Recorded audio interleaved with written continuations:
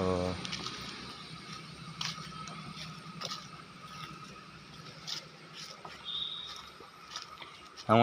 ഇന്നത്തെ ഫിഷിങ് കഴിഞ്ഞ് തിരിച്ചു പോവുകയാണ്. ഇന്ന് നല്ലൊരു ചാകര ദിവസമായിരുന്നു.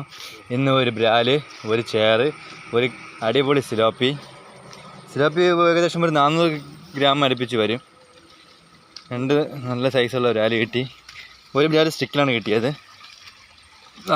നല്ല സ്ഥലമാണിത്, ഇറങ്ങി പോകാനൊക്കെ നല്ലൊരു സ്ഥലമാണ്. കുഞ്ഞെണീക്കണേ അല്ല കുമ്പള. അങ്ങനെ നല്ലൊരു സ്ഥലം, ഇന്ന് നല്ലൊരു ദിവസമായിരുന്നു. ഇതൊക്കെ കണ്ടോ, നല്ല പ്രകൃതി മനോഹരമായ സ്ഥലത്ത് കൂടിയാണ് നമ്മളിപ്പോൾ പോയിക്കൊണ്ടിരിക്കുന്നത്.